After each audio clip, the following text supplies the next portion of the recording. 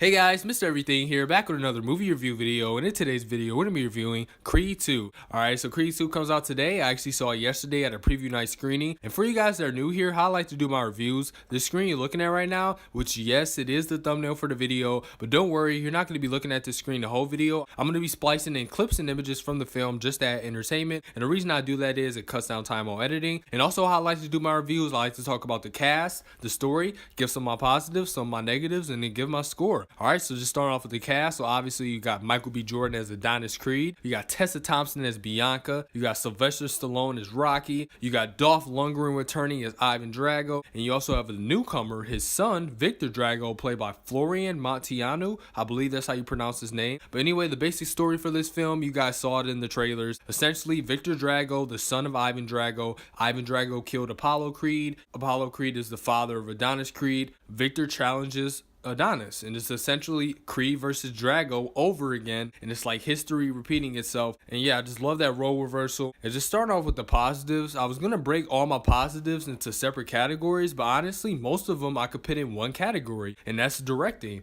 You know, I was gonna separate all of them and be like, oh, I love the action scenes, I loved all the emotional scenes, I love the way they shot this, but honestly all of that is directing. They actually have a new director coming on here. If you guys don't know, Stephen Caple Jr. is the new director on this film. And the fun fact for you guys, he's actually a friend of Ryan Coogler's. They actually went to film school together. Ryan Coogler, as you guys know, directed the first Creed, and Ryan Coogler sort of pushed for him to get this film, and he recommended him to all the producers in the studio over at MGM to, you know, have Steven direct this film. And I love that he did that, and that's just such a great friend move, to recommend your friend for a film. So he essentially got him this job. And like most of you guys, I remember when they announced Stephen Caple Jr. was directing Creed 2, I was like, wait, who is this guy? But now after seeing this film, we will all know who he is now. And I haven't seen his first feature film, The Land, but I do plan on seeing it after seeing this film because I thought he did a great job. And yeah, just all the boxing scenes are done so well, and they're done very different. This film is very different from the first film. I mean, it's very similar as well, obviously, which I'll get to that later, but it's also very different and very unique. He brought a different style to it. Just all the boxing scenes were done very well. I liked his uses of bokeh shots. If you guys don't know what bokeh is, that's essentially when a character or item is in focus and everything else is blurred behind them. Yeah, just everything was done so special and different, and I like that he got the freedom.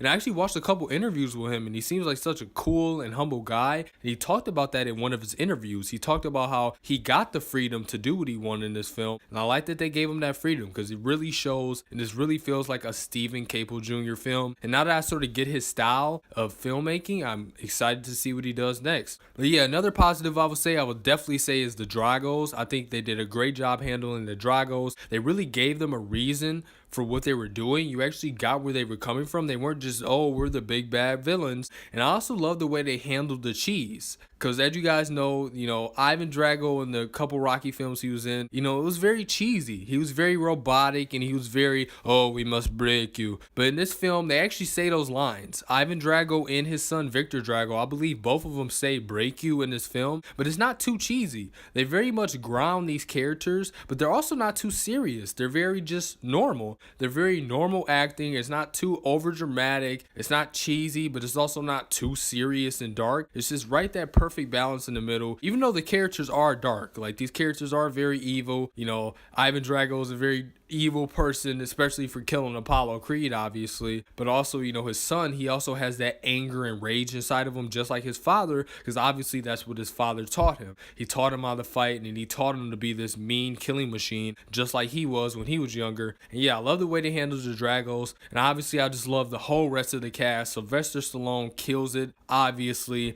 and I love the relationship between Bianca and Adonis, just so great. Tessa Thompson and Michael B. Jordan have such great chemistry, literally perfect chemistry. Like every scene they're in together, you just want more of it. Like, and honestly, I could watch this whole movie, no boxing, just them talking and just them dealing with stuff. And speaking of them dealing with, you know, real life problems, and, you know, obviously they have a kid in this film, and they really tap into more emotional beats in this film. I just like how they did that. And just, you know, you just love all the characters. Just everything about this film is just great. I don't think it's better than the first film, but I don't think it's worse either. It's definitely a very good sequel, but I don't think it's better than the first one, but I do think it's still good. But yeah, like I said, everything I think is great about this film, the characters, the story, the way they handle handled the villains. The directing style is very different, but also very similar. And the only negatives I could really think of is that it's very formulaic. But at the same time, it's like, I mean, yes, sure, this movie is basically Rocky. It's also basically the first Creed. But at the same time, what else can you do? I mean, boxing movies are boxing movies. They're all very formulaic, but if you do it right,